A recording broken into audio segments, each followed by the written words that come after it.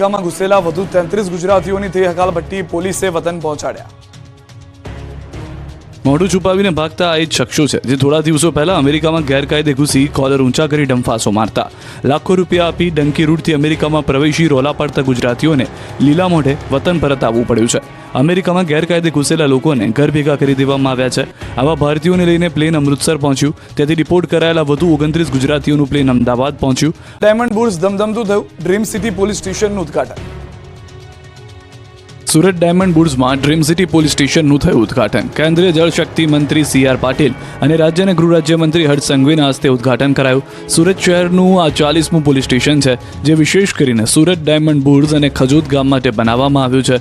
Surat diamond બુર્સમાં કરોડોની કિંમતના હીરાની હેરાફેરી થતી હોય છે, તેને લઈને અહીંયા વિશેષ સુરક્ષાની જરૂર હતી, જેમાં ગુજરાત સરકારે ડ્રીમ સિટી પોલીસ સ્ટેશનને મંજૂરી આપી।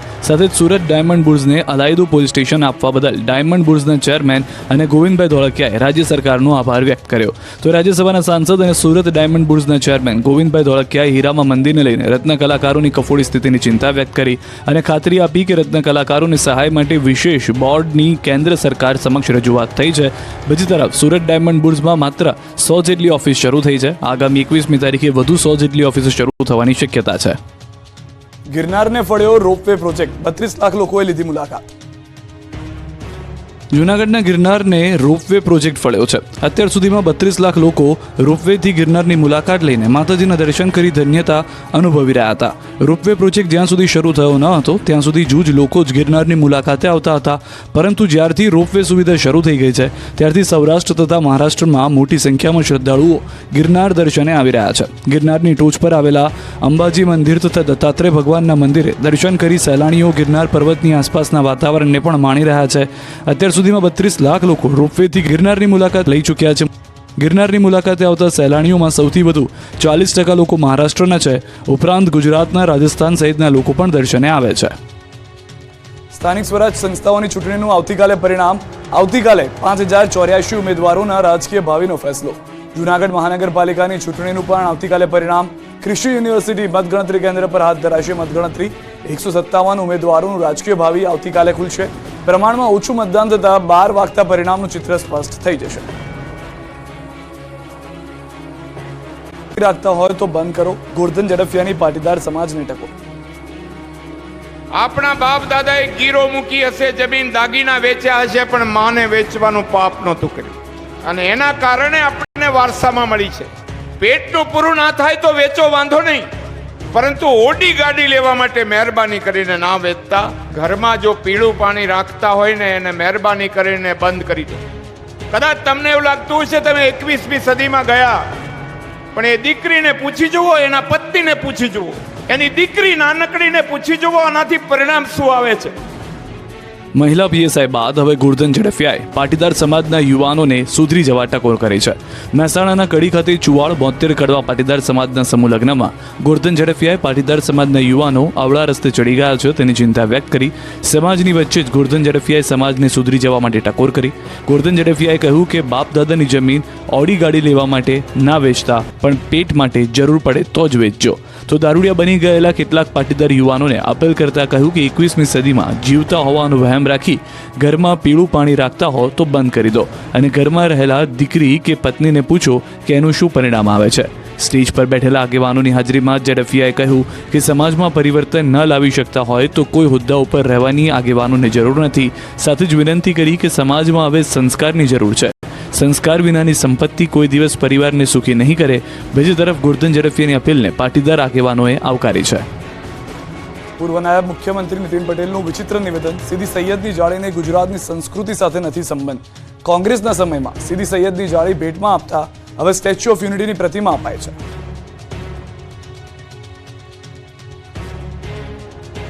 કોંગ્રેસની સરકારો હતી એટલે મારે કહેવું ના જોઈએ, બહારથી મહેમાનો આવે ત્યારે શું ભેટ આપતા હતા?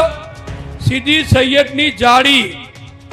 હવે પેલી જાળી અમદાવાદમાં છે ને, ઇતિહાસમાં ચોપડીઓમાં તમે જોયું હશે, આખા ગુજરાતને કંઈ લેવા દેવા નહીં, ગુજરાતની સંસ્કૃતિને એની જોડે લેવા દેવા નહીં, આપણા સનાતન ધર્મને એની જોડે લેવા દેવા નહીં, પણ પરદેશથી કે બહારથી કોઈ મહેમાન આવે એટલે કોંગ્રેસના નેતાઓ એ સીધી સૈયદની જાળી એને ભેટ આપતા હતા.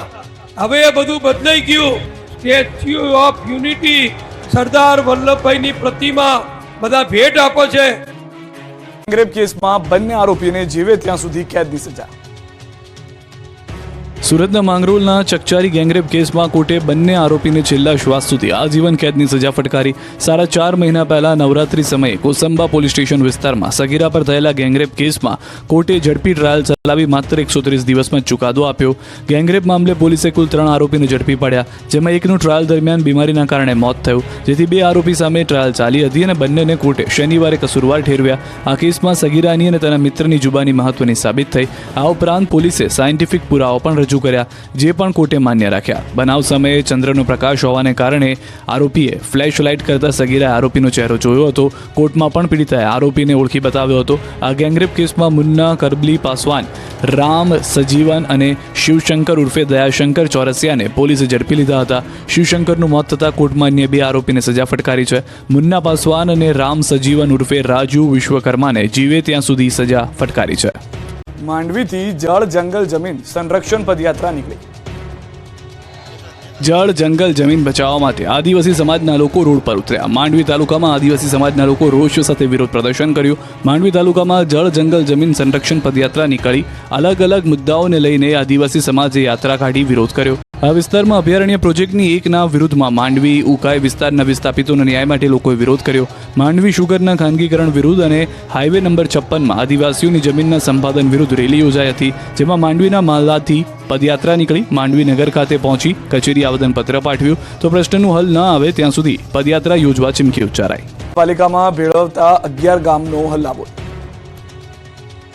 વલસાડ જિલ્લાની નવી બનેલી વાપી નગરપાલિકાના મહાનગરપાલિકામાં આજુબાજુના 11 ગામનો સમાવેશ કરવામાં આવ્યો છે. જોકે નવા સમાવેશ કરવામાં આવેલા ગામના કેટલાક લોકો દ્વારા મહાનગરપાલિકામાં સમાવેશનો વિરોધ કરવામાં આવી રહ્યો છે. વાંસદાના ધારાસભ્ય અને આદિવાસી અગ્રણી આનંદ પટેલની આગેવાનીમાં કોંગ્રેસના કાર્યકર્તાઓ અને 11 ગામના લોકો દ્વારા વાપીમાં વિરોધ પ્રદર્શન કરવામાં આવ્યું. મહાનગરપાલિકામાં સમાવેશ કરવાથી ગામના લોકોને વેરા વધારા સાથે અન્ય મુશ્કેલીઓનો પણ સામનો કરવો પડશે તેવા બહાને મહાનગરપાલિકામાં આ ગામનો સમાવેશ નહીં કરવાની માંગ ઉઠી છે. વાપીમાં વાપી મહાનગરપાલિકાના ઘેરાવનું આંદોલન કરવામાં આવ્યું, જે નિમિત્તે વાપીના મધ્યમાં ઝંડા ચોક યોજેલી રેલીમાં મોટી સંખ્યામાં લોકો પણ જોડાયા હતા. શરૂઆતમાં આનંદ પટેલ સહિતના અગ્રણીઓએ ઝંડા ચોક 4 પર નીચે જ બેસીને અને વિરોધ કર્યો. ત્યારબાદ રેલી સ્વરૂપે આનંદ પટેલ અને સ્થાનિક લોકો વાપી મહાનગર કચેરી પહોંચ્યા હતા. 11 ગામોના મહાનગરપાલિકામાં સમાવેશના વિરોધમાં માંગ સાથેનું આવેદનપત્ર આપ્યું હતું. તસ્કરોએ મચાવ્યો તરખાટ, બાઇકની કરી ઉઠાંતરી. બનાસકાંઠાના પાલનપુરમાં તસ્કરોએ આતંક મચાવ્યો છે. ઘરની બહાર પાર્ક કરેલા વાહનો પણ સુરક્ષિત નથી. પાલનપુરના તાજપુરામાં આવેલી પ્રયાગરાજ સોસાયટીમાં બાઇકની ચોરીનો બનાવ સીસીટીવીમાં કેદ થયો. ઘર આગળ પાર્ક કરેલી બાઇકની ચોરી કરી અજાણ્યો ઇસમ ફરાર થતો સીસીટીવીમાં કેદ થયો. મોડી રાત્રે અજાણ્યો ઇસમ બાઇક ચોરી કરી રહ્યો છે, પછી 2 બાઇક ચાલકો બાઇક લઈ ફરાર થઈ જાય છે.